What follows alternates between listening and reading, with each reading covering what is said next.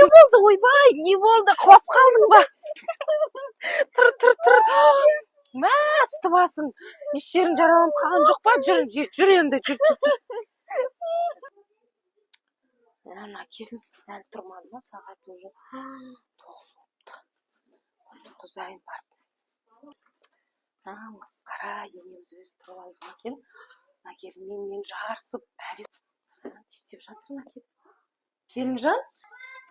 Келінжан, сен әлі тұрмағасың ба? Ойбай, жеше, есік тоқылдатып кірмейсіз ба? Енді ұят болды ғой, менімен жарысып жатқан ең, мен сені ерте тұрып дайындаймын айтсам, енемізден ұят болды ғой. Нормальный уақытта тұрып отырмын ғой. Жүр енді тез таңғы асты дайындайық.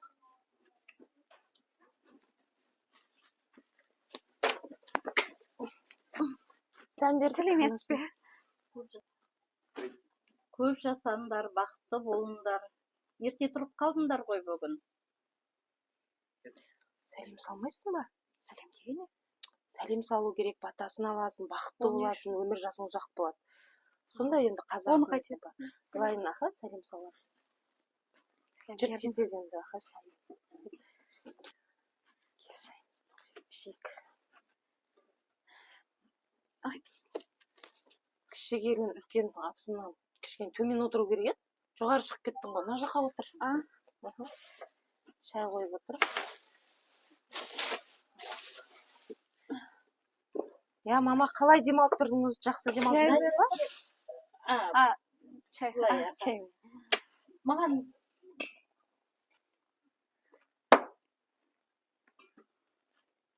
Ерте тұрған еркектің бір ырысы артық. Ерте тұрған әйелдің бір ырысы артық. Бүгінгі күндерін тым ұят. Бұл не сұмдық? Мама, кешіріңіз енді екінші рет бұлай қайталанбайды. Бұдан бұлай ерте тұратын боламыз екеумізде. Бұлай болмайды. Жаңа тәртіп орнаймыз.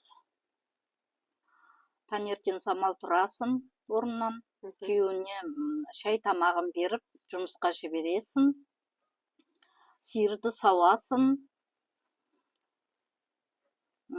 Сен болсаң, еркем, есіктің алдын сыпырасың. Не сұмдық? Бұл не деген сұмдық?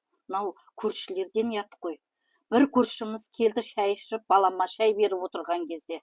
Көршіміз келді дағы, келіндеріңіз қайда, тұрмады ма дейді. Не айтарымды білмейді. Жоқ, қазір тұрады ғой, қазір келеді олар деп қойдым. Ұят емес па көршілерден? Бұларым болмайды сендердің.